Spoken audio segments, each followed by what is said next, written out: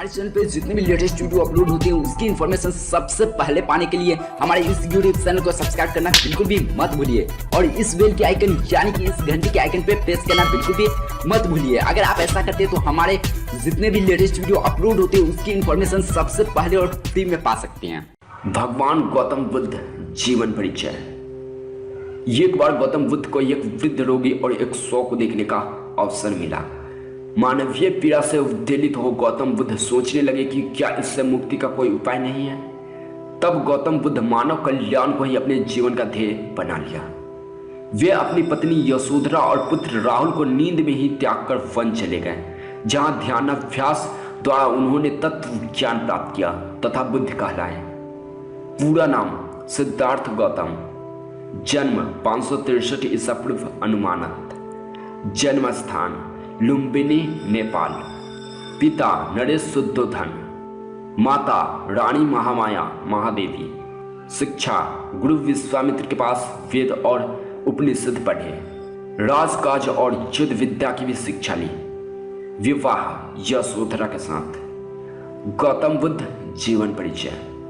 गौतम बुद्ध ने तत्कालीन रूढ़ियों और अंधविश्वासों का खंडन कर एक सहज मानव धर्म की स्थापना की। उन्होंने कहा कि जीवन स्वयं सत्य और अहिंसा का पालन करते हुए पवित्र और सरल जीवन व्यतीत करना चाहिए।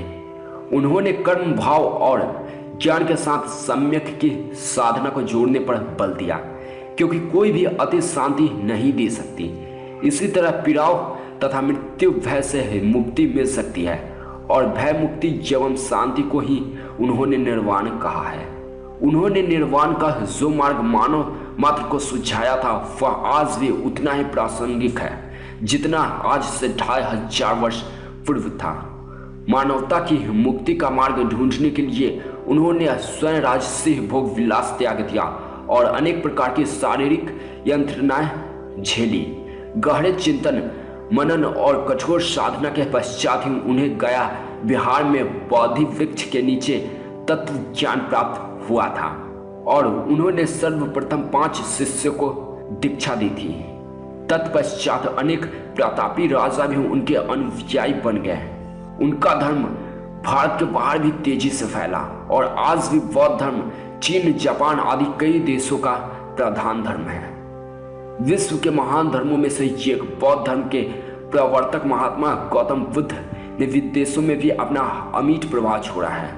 उनका कहना था, वह हमारा खुद का ही दिमाग होता है, हमारे दुश्मन का नहीं होता, जो हमें गलत रास्तों पर ले जाता है। दर्द तो निश्चित है, कष्ट वैकल्पिक है। जहां आप खाते हो, चलते हो, यात्रा करते हो, वहीं रहने की कोशिश करें, नहीं तो आप अपने जीवन में बहुत कुछ खो सकते हो। हमेशा याद रखें, यह गलती दिमाग पर उठाए भारी बोझ के समान है। आप तब तक रास्ते पर नहीं चल सकते जब तक आप खुद अपना रास्ता नहीं बना लेते।